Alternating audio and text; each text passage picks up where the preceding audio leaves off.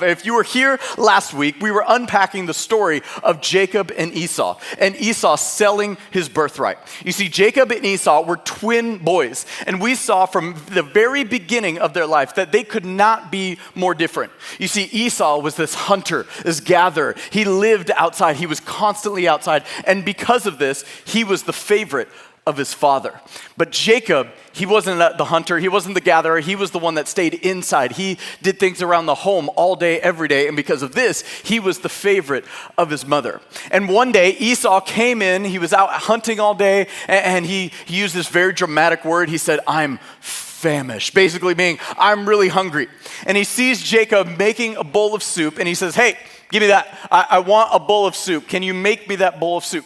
And Jacob says, "Yes, you can have this bowl of soup," but he makes a ridiculous request back to him. He says, "I will give you this bowl of soup if you give me your birthright." You see, the birthright was given to the firstborn son. And even though Jacob and Esau were twins, Esau was born just seconds before Jacob, therefore making him the firstborn son and having the birthright. And if you remember, the birthright gives you three things. The first thing it gives you is a double inheritance. So when the parents pass away and they pass on their estate, it's not divided equally among the children. Whatever all the other kids get, the firstborn gets double. So we kind of looked at that example last week. Let's say there's two siblings, so just Jacob and Esau, and the parents die and they have an estate of $6 million. Normally we would say, well, one kid gets $3 million, one kid gets $3 million. That's not how this works. Esau would get $4 million and Jacob would get $2 million, doubling the inheritance. So he gets the double inheritance. The second thing he gets is the power. Basically, he inherits all of the power that his father had, all the titles, all the responsibilities. He also has power over all family disputes and family decisions as well. If he wants to move the entire family across the country, he has the power and authority to do that. So double inheritance, power, and the third thing is blessing. They would actually get a blessing from the Father, a blessing from God himself of prosperity, of abundance, and protection over his life. So Esau has the birthright of double inheritance, power, and blessing, and he sells it all for a bowl of soup. In one of the worst trades in the history of mankind. And we talked about how this story is a perfect visualization of sin and what it does to us every single day. You see, sin lies to us in two very specific ways. Sin exaggerates the present and it devalues the future. You see, sin exaggerates our feelings, exaggerates our current circumstances, making that sin look a little more enticing. And then what it also does is it devalues the future. It downplays the consequence of our actions. It makes it seem like it's not that big of a deal. And so we left off last week with this question of, what is your bowl of soup? What is the thing in life that you are trading everything for? You see, Esau gave up his birthright for a bowl of soup. But oftentimes you and I are trading our relationship with God for a feeling that is temporary or fleeting. We are trading in being a child of God to be a slave to a sin. And last week we saw that Jacob's deception and Esau's feelings completely broke their relationship. And it kind of felt unrepairable. Last week we left off in Genesis chapter 27, verse 41, where it says this. It says, Esau held a grudge against Jacob because of the blessing his father had given him. He said to himself, "The days of mourning for my father are near, then I will kill my brother Jacob." What he's saying right there is basically, as soon as my father's dead, I'm going to kill my brother. While he's alive, I'm not going to do anything. But as soon as Isaac dies, I'm going to murder my brother. And Jacob hears this and he runs away. He just gets out of there, and we're kind of left in this strange place. We have seen the effects of sin. We have seen the effects of short-sighted decisions that both of these people have made, and we're wondering, will there be a resolution to this story? What is the end of the story? Does Esau kill Jacob? Do they just go their own separate ways and they're never speaking again? Do they live their lives completely apart from each other until the day they die? Or does this story have a happy ending? Does this story have an ending that is God-honoring and something we can learn from today? We're going to be in Genesis chapter 32. If you have your Bibles, if you have the app on your phone or anything like that, I would love for you to turn to Genesis chapter 32 so you can follow along. If you don't have any of those things, that's not a problem. Every single verse I read is going to be up on the screen so you can follow along. So after that, we have heard that that Esau threatens to kill Jacob. We don't really hear a lot about Esau over these next couple chapters. We hear basically one thing, that he gets married. But in Genesis 29, 30, and 31, Esau is completely absent from the Bible. We have no idea what has happened in his life. But in 28, 29, 30, and 31, we hear a lot about the life of Jacob. And actually, a ton happens while he is on the run from his brother. In Genesis chapter 28, he actually is running away from Esau, and he falls asleep, and he has this dream. He has this vision of angels ascending and descending from the heavens. And he realizes that God is with him in that moment. In Genesis chapter 29, one of the strangest stories of the life of Jacob, he actually marries someone named Leah, and then a couple of years later, marries her sister, Rachel. I don't recommend doing that. That seems like a bad idea. Don't do that, but read the story. It's really weird, actually. But in all of this, we see that Jacob has started a family. He has children. And actually, we don't really know all the details of it, but he becomes incredibly successful. He's got land. He's got cattle. He becomes very wealthy in the years that have passed. We don't know the exact timeline of everything that happens, but piecing together a couple of things, there's roughly about 20 years from when Esau threatened to kill Jacob to this story today. It could be a couple years here and there, maybe a couple less, maybe a couple more. We're not 100% sure. But now we've kind of entered in this spot of Genesis 32 where it feels like Jacob is trying to make things right with Esau. But he hasn't spoken to him. He hasn't talked to this guy. He hasn't talked to his brother in 20 years. And the last he heard from him, he wanted to kill him. Is that still the case? He doesn't know what is actually going to happen. But maybe the years have made Jacob and Esau wiser. Maybe reconciliation can actually happen between these two brothers. So we're going to be in Genesis chapter 32, starting in verse 3. Here's what it says. Jacob sent messengers ahead of him to his brother Esau in the land of Seir, the country of Edom. He instructed them, "This is what you are to say to my lord Esau. Your servant Jacob says, I've been staying with Laban and have remained there until now. I have cattle and donkeys and sheep and goats, male and female servants. Now I am sending this message to my lord that I might find favor in your eyes." So Jacob is doing a couple of things right here. It almost feels like Jacob doesn't really know how to approach Esau in this moment. So what he does, he doesn't approach him at all. He actually just sends his servants, basically saying like, well, if he murders all my servants, I'll know the answer, all right? And so he's like, well, if I, get back basically like one of those ransom notes, like I'm coming for you next, I'm gonna run. And so he just basically sends off his servants like a lamb to the slaughter. He's like, I have no idea what's gonna happen because I don't wanna die yet, so y'all have fun with this, okay? But notice how he wants his servants to talk to Esau. He's kind of buttering Esau up. He's kind of sucking up to him a little bit, right? He calls Esau what? My lord. And then he calls himself Esau's servant. And why does he do this? He says it right there in that passage, because I want to find favor in your eyes. What he's trying to do here, he's trying to elevate Esau, and he's trying to bring himself down low, trying to humble himself. You have to imagine that he spent weeks, months, maybe even years rehearsing this speech, rehearsing what he's gonna say. You remember when you were like younger and you got in trouble and you knew that like mom and dad were coming home later and like, you bombed a test, you broke something at the house, you got in trouble at school and you're like, what am I gonna say? And you just start rehearsing and you're like, what lie can I make up? Like, oh, that teacher's out to get me. It was all the neighborhood kids' fault. Or you're just like, what can I do to basically like appease them? I remember when I was younger, my beautiful, amazing, lovely sisters locked me out of the house because that's what older sisters do to younger brothers. And they locked me out of the house, and it was on our front porch.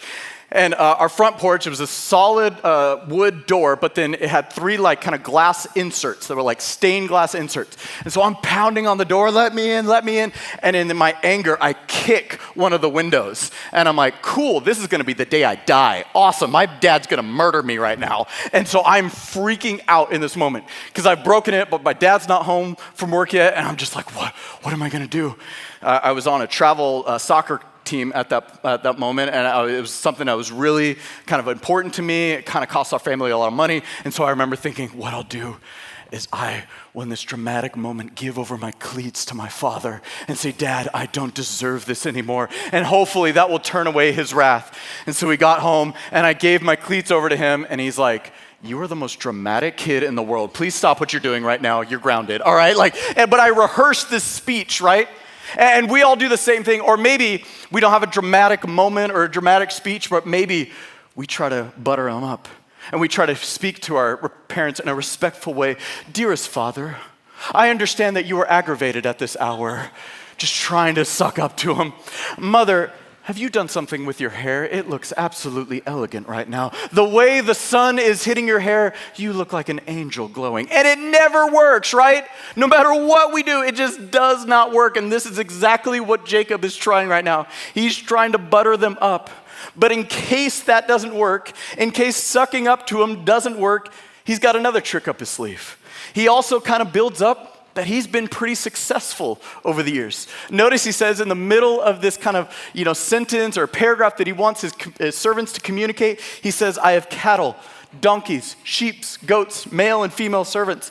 He might as well be saying, hey, look, last time we talked, I was a nobody, but now, I'm a pretty big deal. You're gonna wanna take a meeting with me. You're gonna wanna, because man, I am a big shot now. I've got all this money, I've got all this cattle, I've got all this stuff. You're gonna wanna meet with me.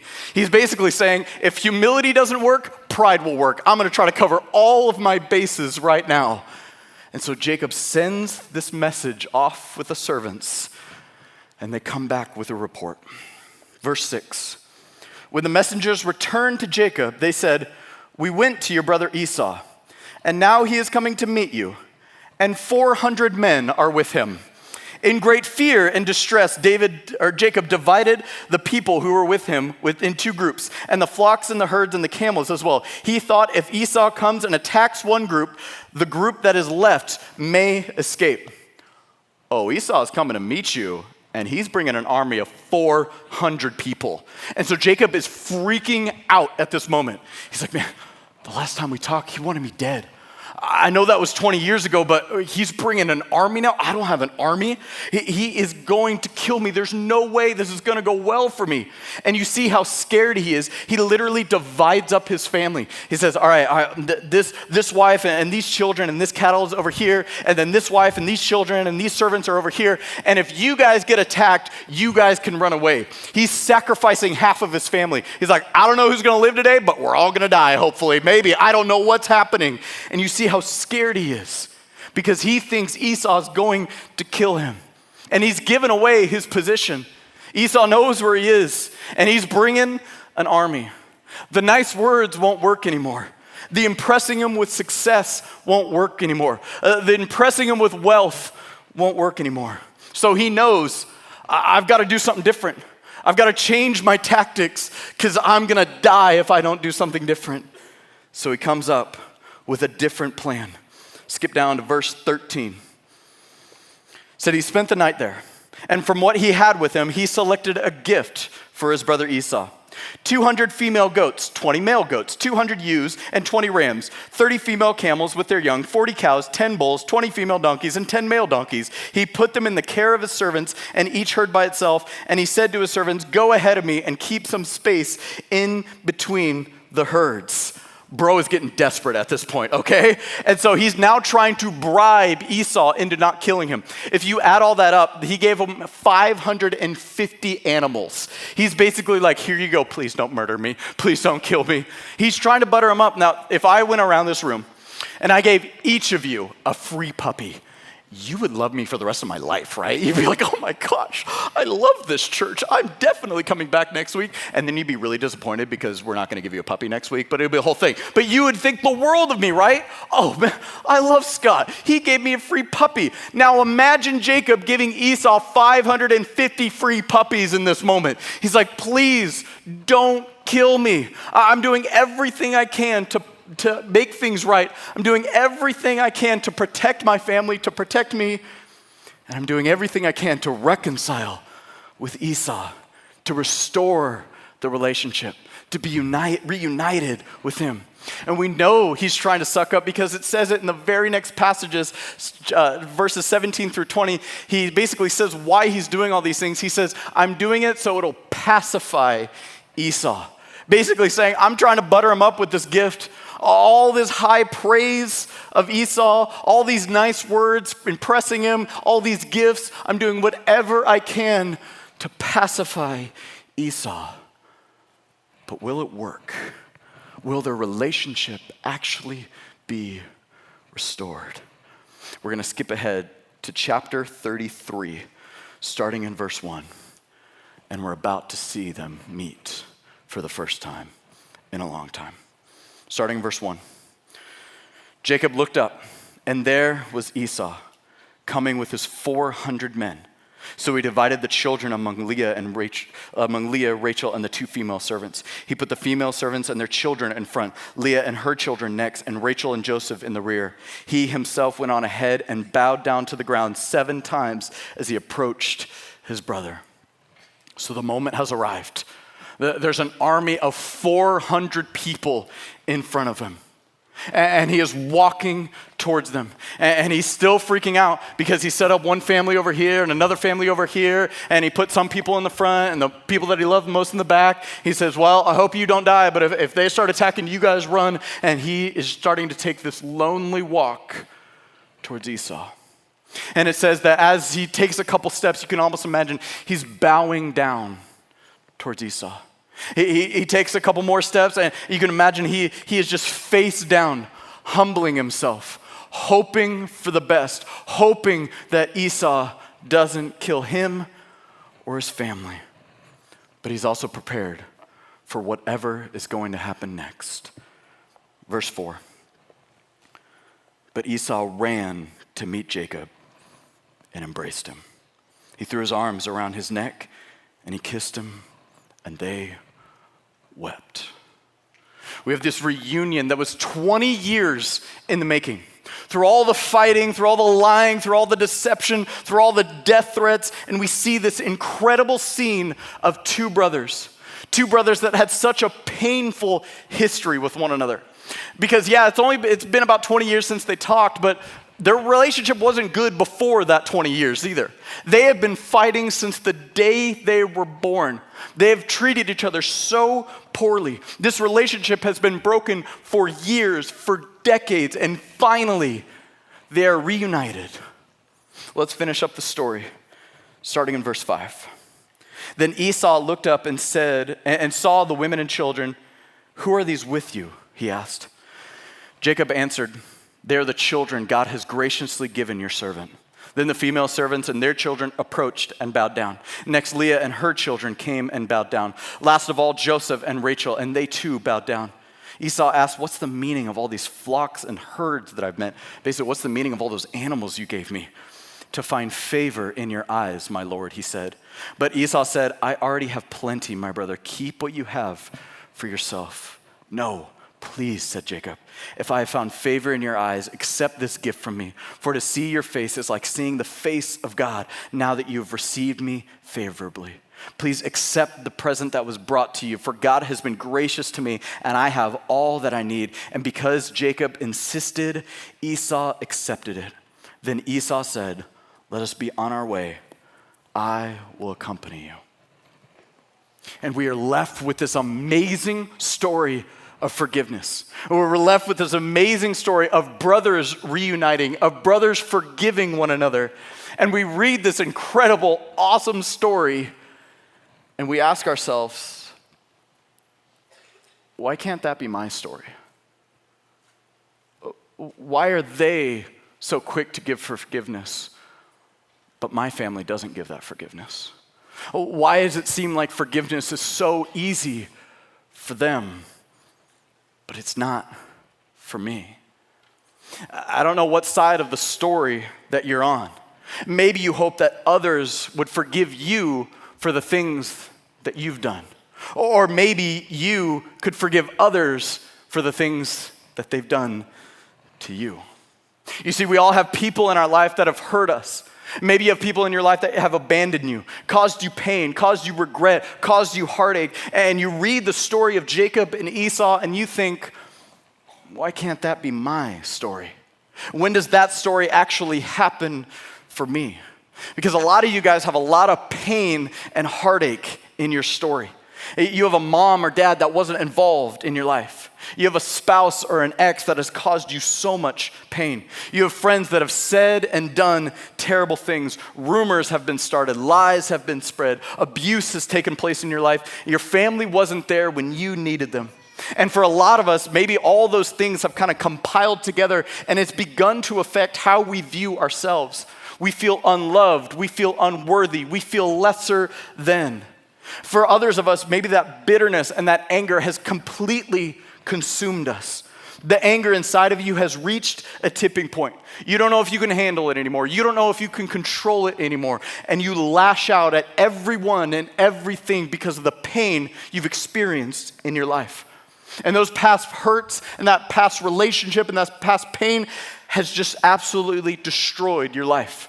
For some of you, this has affected a lot of relationships. Someone does something to you and you immediately cut them off. You destroy them to all of your friends. You make sure everyone knows what they did and how much it hurt you. And we make so many choices that are based on the pain in our life. We are hoping and wishing for forgiveness. But how do we get to this place that Jacob and Esau ended up in? How do we become reunited with our loved ones? How do we offer and receive forgiveness? As I look at this story of both Jacob and Esau, I see them make pivotal choices. I see, honestly, two brothers that have grown up. I see two brothers that are trying to put the past behind them and trying to move forward in a way that brings restoration to their relationship and honor to God. And I don't know what side of the conflict that you're on right now. Maybe you are the one who is hurt. Maybe you are the one who is in the wrong.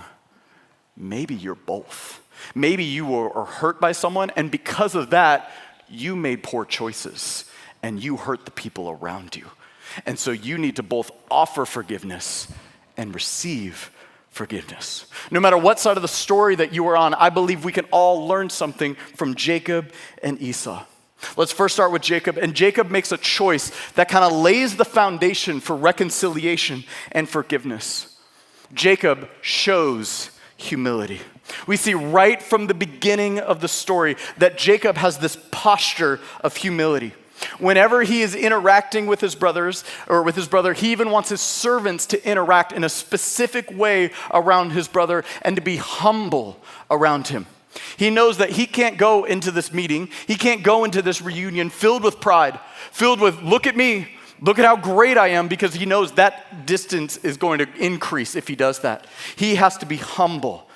And he shows humility in two specific ways. The first way he does it, he shows humility through his words. In verse 4, when he's telling the servants what to say, he calls Esau my Lord. Now, to be clear, he's not actually using God's name right here. This is like lowercase l, not uppercase L. This is basically saying a sign of respect and honor that he is showing Esau right here. He actually refers to Esau as my Lord 8 separate times in chapter 32 and 33. And then in verse 4, he calls himself a servant of Esau. So once again, he's elevating Esau, and he's actually putting himself in a lower stature. In chapter 33, Esau sees all the children that he has, and he says, wow, look at all these amazing children. God has blessed you so much. And he says, yep, it's all God. I don't deserve any of this. He's not trying to puff out his chest. He's not trying to bring attention or glory to himself. He's saying, man, God has blessed me so much. I don't deserve any of this. He is giving credit to God. Jacob is showing humility in this story, and he's laying the groundwork for forgiveness. But he also shows humility through his actions. You see it as he is approaching Esau. I imagine this scene that, Esau is up on this mountaintop, up on this hillside. And as Jacob is walking towards him, he takes that lonely walk just towards Esau and the 400 men. And every couple steps, he bows down. Every couple steps, he puts his face on the ground, humbling himself before Esau. His actions showed humility. We also see it in giving 500 gifts or 550 animals to him. He is giving of himself. He's giving possessions of himself over to him, saying, I value you, Esau, right now. And this is such a stark contrast than the Jacob we saw last week, right? The Jacob we saw last week was out for his brother. He was out for the birthright. He was out to acquire everything his brother rightfully had. But this Jacob is different. This Jacob has been changed. He has a correct view of himself, and he has a correct view of his brother. And that's all through humility. And humility is a calling card of all followers of Jesus. There are countless verses in the New Testament specifically, basically requiring humility for all followers of Jesus, for all people who confess that Jesus is the Lord. The Apostle Paul makes it a calling card of a life of a Christian. In Ephesians, he basically writes, live a life worthy of the calling that you have received, worthy of the gospel that God has given us. He says this in Ephesians chapter 4, verse 1. He says, as a prisoner for the Lord, then, I urge you to live a life worthy of the calling you have received. Be completely humble and gentle. Be patient, bearing with one another in love. Make every effort to keep the unity of the Spirit through the bond of peace. There is one body and one Spirit, just as you were called to one hope when you were called. One Lord, one faith, one baptism, one God, Father of all, who is over all, who is in all, and through all. We are called to be completely humble. And in the very next sentence, it says you are called to make every effort to keep unity.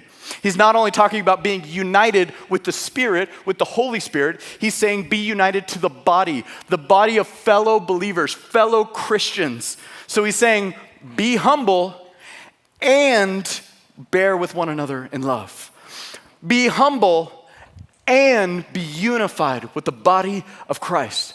There's a close connection there with the humility that we show and the unity that we have. You see, Jacob is putting himself in a humbling way, and he's trying to communicate, I care about the needs that you have, Esau. Paul says it like this in Philippians. He says, do nothing out of selfish ambition or vain conceit. Rather, in humility, value others above yourself, not looking to your own interests, but each of you to the interests of others. Jacob is embodying this very idea right now.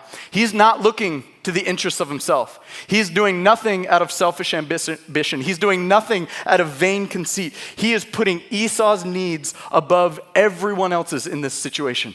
He's saying, I'm being humbled in this situation because I have wronged my brother, and I want to do everything I can to restore the relationship. Are you doing the same? Whatever conflict you're in right now, are you displaying humility in the situation? Are you being humble with your words? Are you speaking in a kind and respectful way? Are you speaking in a way that shows that you value the relationship, that you are trying to put the relationship first? Maybe that's as simple as humbling yourself and saying, I'm sorry. What I did to you wasn't right. What I did wasn't true. What I said wasn't loving. I'm sorry, and I'm going to do everything I can to make this right. And it's hard because I read those passages about humility with your words. And as a pastor, and as a follower of Jesus, my life doesn't line up to that a lot of times. And it's hard for me to stand on a stage and say, you guys need to be humble when I'm not. When I show pride and arrogance in my words almost every single day. And I read this verse and I say, God, get that arrogance, get that pride, get that emotion out of my heart and mind, because it's sin. And I want to glorify you in everything I do. And I want my relationships to improve because of you, not because of me. Are your words showing humility? Are your actions showing humility? Now, I'm not telling you to go out and buy 550 animals for the person you're in conflict right now. Actually, that sounds like more of a burden, than anything. If you guys showed up at my house with 500 animals, I would slam the door in your face. So please leave my house right now. I'm not saying to do that at all, okay? But what Jacob is doing by sacrificing that, by giving that over, he is basically saying, I care about you so much, I'm willing to give of myself. Maybe it's not you need to buy something for someone. Maybe you need to be more humble with your time. Maybe you need to be more generous with the things that God has entrusted you with, showing other people that you value them, that you're trying to walk in humility with your words and with your actions. As we finish up, we've seen Jacob show humility, but Esau does something important in this story as well. Esau gives mercy. In this dramatic moment, with 400 men by his side, seeing a brother that he hasn't seen in over 20 years, the brother that tricked him, the brother that tricked their father into giving him the birthright, into giving him the blessing, the brother that last time he saw him, he said, I'm going to kill you. He is faced with a decision. It's 400 versus 1. It's 401 versus 1, actually. It's not going to be a fair fight. Esau can have Jacob killed in an instant. He probably doesn't even have to do it. He could send 20 of his guys, 30 of his guys, 40 of his guys, not even make a dent in his army. He can kill Jacob. He can kill his whole family. He can take all of his possessions. He can take back the birthright that he stole in the first place, restoring that. But instead, Esau chose mercy. He chose forgiveness. Jesus calls all of us to show mercy to the people around us. In Luke chapter 6, he says this, be merciful just as your Father is merciful. Do not judge, and you will not be judged. Do not condemn, and you will not be condemned. Forgive, and you will be forgiven. Give, and it will be given to you. A good measure, pressed down, shaken together, running over, will be poured into your lap. For with the measure you use, it will be measured for you. You see, Jesus is calling every single one of us to be merciful because he was merciful first. Because he showed mercy to every single one of us. This story is a perfect encapsulation of the gospel and how loving God truly is. In the same way that Jacob approached Esau with humility, realizing his sin, realizing his wickedness, realizing his brokenness, he humbled himself before Esau. And because of that humility, Esau showed mercy. In the same way, we need to approach God and say, God, I'm broken.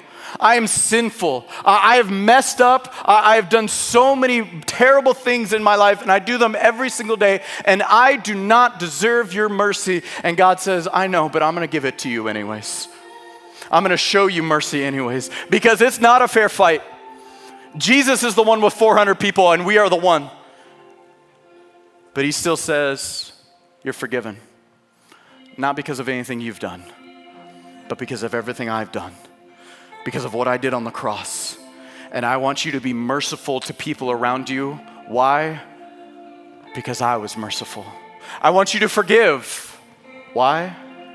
Because I forgave. I want you to not condemn. Why? Because I didn't show condemnation to you. And I am giving you mercy. I am giving you forgiveness every step of the way. This is the picture of the posture that we should have as we approach God. In humility, saying, God, I do not deserve your mercy. I do not deserve your forgiveness. And Jesus says, I know, but I'm giving it anyways. Because that's how much I love you. And that's how much I care for you. I don't know what side of the conflict that you're on.